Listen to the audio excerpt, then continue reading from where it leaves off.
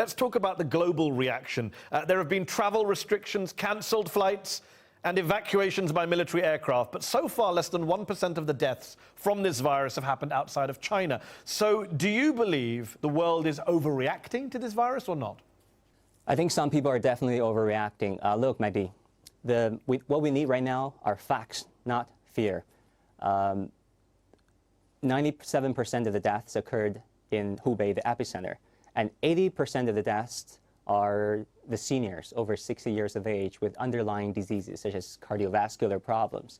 So outside Hubei province, the death rate, the mortality rate is just 0.17%.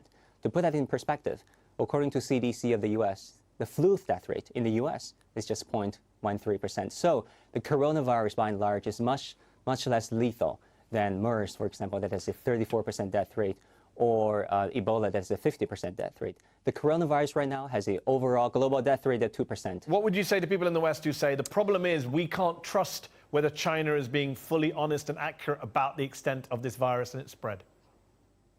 Well, come to China and see for yourself. Up-to-the-minute updates on new infections, suspected cases, confirmed deaths are made available on virtually all media platforms. I just checked my phone right now.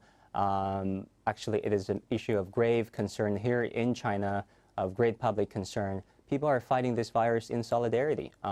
Those who don't trust China, they have a track record of not trusting China. It's their problem. Some are anti-China, some are xenophobic, some are afraid of China's rise. On that note about being anti-China, there have been numerous reports of, people making some pretty bigoted anti-Chinese racist remarks in the wake of this outbreak. Signs in Japanese restaurants that say no Chinese. A French newspaper with the headline, Yellow Alert. As a Chinese citizen and journalist, are you worried about the rise and escalation in anti-China racism as a result of this latest controversy?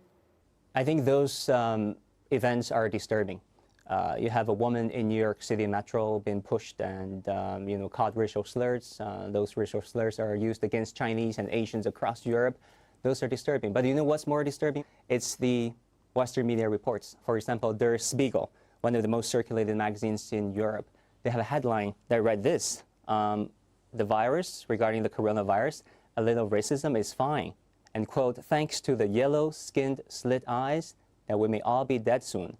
And you have the Wall Street Journal, of course, calling China the real sick man of Asia.